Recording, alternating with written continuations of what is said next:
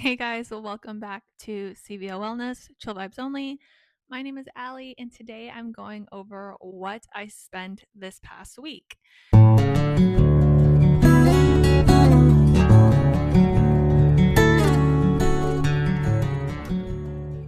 few weeks ago, I did a video on how I budget on a monthly basis and track my spending so I can hit my savings goals. I'm trying to save just about $3,000 this month. In order for me to do that, I track my spending on a weekly basis and make sure that I'm staying in line with my goals. My budgeting technique is not setting specific amounts for what I can spend on. It's more about tracking how I'm spending throughout the month because for me personally, every month is different, and just making sure that if I need to spend on a specific category more, I'm cutting back in other ways so I can stay on track for my monthly goals. In order for me to do that, I use my spreadsheet, which I will link down below in case any of you are interested in it. And if you are interested in watching a video on how I set up that spreadsheet and how I made my own investing and saving goals, I'll also link that video down below as well. But part of that is tracking. So every week I go in and I track what I've spent. So today I'm going to walk you guys through what I spent my money on this week. For context, I live in Vancouver, Canada. It is pretty expensive to live here, but there are definitely ways to make it more affordable, which hopefully I'll touch on throughout this series of what I spent in a week. So if you're interested in this, keep watching, give it a big thumbs up and subscribe. So to start off, I spent $81 on parking. This is a fixed expense for me. It's money that I spend at parking for work. My rent was $1,168. I split that with my partner. I know I'm incredibly lucky. I've lived in the same apartment since I moved to Vancouver, so my rent has stayed relatively low. And it's one of the ways that I am able to save so much. So I highly recommend if you move to a new city to try to find a place that you really like and to stay there, because oftentimes you can keep lower rent the longer you stay in one place. My Wi-Fi portion was $44.79. My BCAA membership was $8.05. My car insurance, I just put aside money every month to save for car insurance for the next year when I pay it in a lump sum payment, was $130. My pet insurance was $51, my phone $58, ClassPass $17, my Prime subscription $11. Those are all pretty much my fixed expenses that I spend on every single month.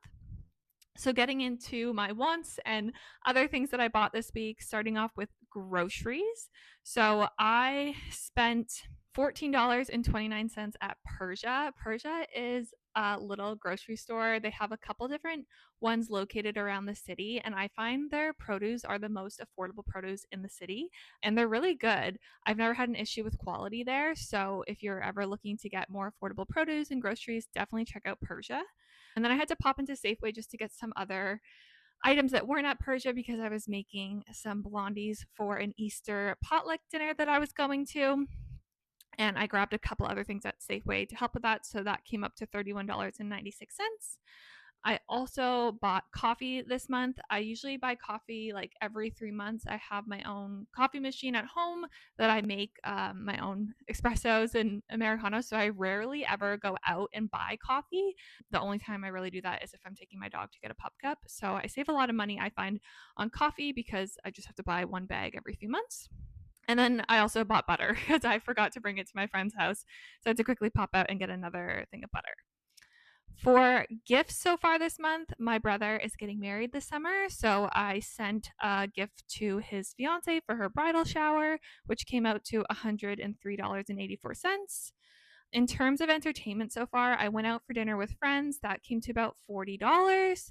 And then I spent about $21 on some beers. It was a really nice weekend here in Vancouver, and I wanted to have a couple beers out on the patio with my partner, so I picked up some of those. And then in my other category here, I have a trip that's coming up. I had to pay for a portion of the hotel. So that was $372. And then also a flight for another trip coming up this summer was $330. That was a one-way ticket. I don't know about you guys, but flights in Canada can be super expensive sometimes. So definitely hoping to try to use my points on future flights for the rest of the year. And then lastly, I had to get my dog some dental cleaning wipes. Those were $4. I actually had to coupon from work for an Amazon gift card, so that's why that was a little bit less. So breaking down, I can see exactly how much I've spent on all my different categories so far. I can see the breakdown of the differences between my needs and my wants. And then I can see how much I can spend per day for the rest of the month in order to meet my goals. So it's just under $50 a day.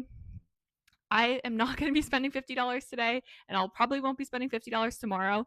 The goal isn't to try to spend that amount each day. It's just to understand, like, okay, this is kind of my rough budget. Obviously, I spent quite a lot of money this weekend just because I had to buy that flight and some trips and stuff like that, which brought my daily amount down. And I might have other bigger purchases later this month as well. So I just try to keep an eye on it.